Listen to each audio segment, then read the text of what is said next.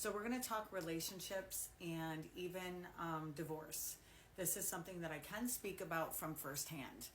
Um, when you get married, most people do not get married to say they're going to get divorced, correct? When you end up in a relationship, most people are in it to win it, right? There's a reason that we attract to each other and we get the butterflies, as I talk about all the time, all those things, you get all those feelings. You can't wait to find out about each other. And then the relationship continues and you start to grow apart.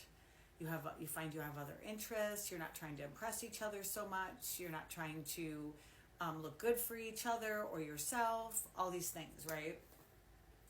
So when I was sitting down trying to put together a class, I know I'm trying to be diligent and do this, sit down to do a class to put online about auras and energy and all these things.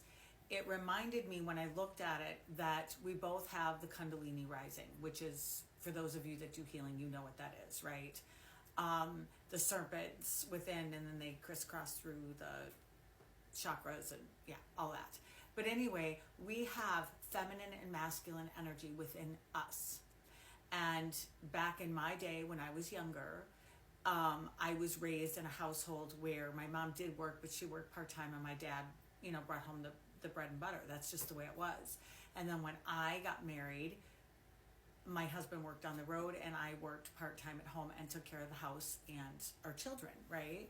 So what happens is we've really, for those of us, some women, we've really jumped into the masculine, or some of the men have really jumped into the feminine, but we're not balancing both sides.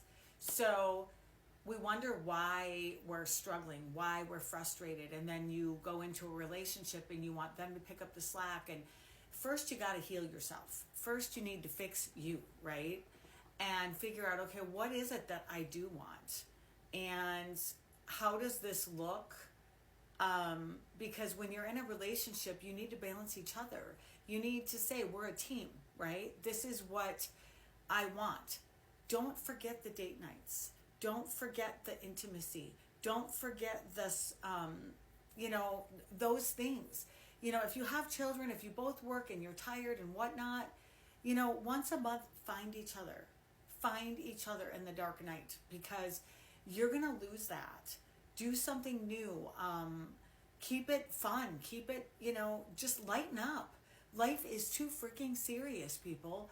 And when you start losing that connection with each other, sometimes it's just unloading the dishwasher or filling up your wife's gas, or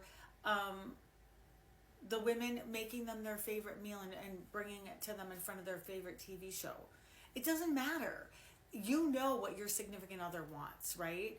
And I think that we just get so frustrated, and we're giving at our jobs, for our children, for our friends, for everybody outside of us. We forget to give to ourselves, and then we forget to give to our spouses.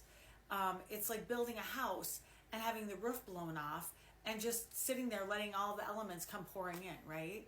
So I hope you guys find this helpful and know that, when you started this relationship with your significant other, you didn't do it to lose. You did it to win.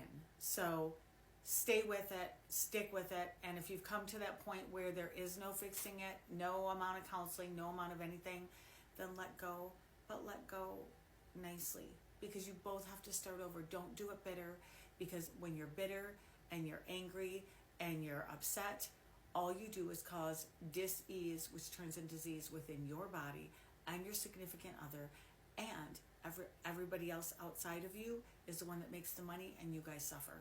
So don't do that. Be nice, let go, and keep going.